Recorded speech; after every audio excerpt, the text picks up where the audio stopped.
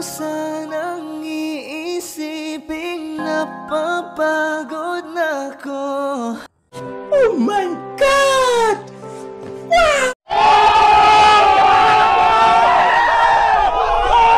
So ayun, ngayong araw magtuturo lang ako ng basic tutorials about kung paano mag-hack ng account sa Facebook.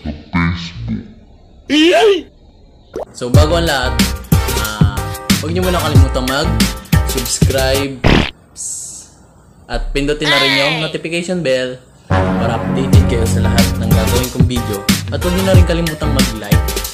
So ayun mga makapogi, so ngayon baka sabihin nyo, sige na lang ako katsika-tsika dito, nasasayang na yung oras nyo. Sige, hindi ko na papatagalin pa, sisimulan ko na. Let's go!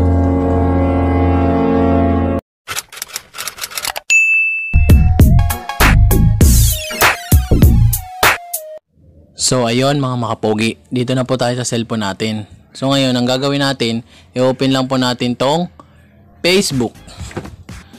So ngayon naman, kapag na-open na natin yung Facebook, pindutin lang po natin tong search sa itaas. So ayan, dyan nyo po isa-search yung gusto nyong i-hack na account. So halimbawa, itong account ng kapatid ko na hindi niya na ginagamit. So dyan tayo mapupunta. So ngayon naman, pindutin natin tong nasa gilid, yung tatlong bilog o yung 3 dots. So ayan. So ngayon naman, pindutin natin tong find support or report profile, ito pangalawa. So dyan tayo mapupunta mga makapogi. So ngayon naman, pindutin natin tong fake account.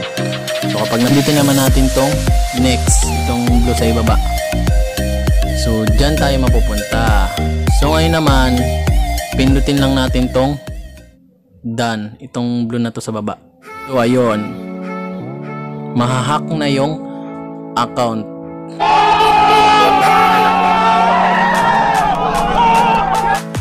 So ayun, paalala lang po, ang ginawa ko pong video ay gagamitin po natin sa malinis na paraan. Huwag po tayo basta-basta mahahack ng ibang Facebook account. Yun lang po.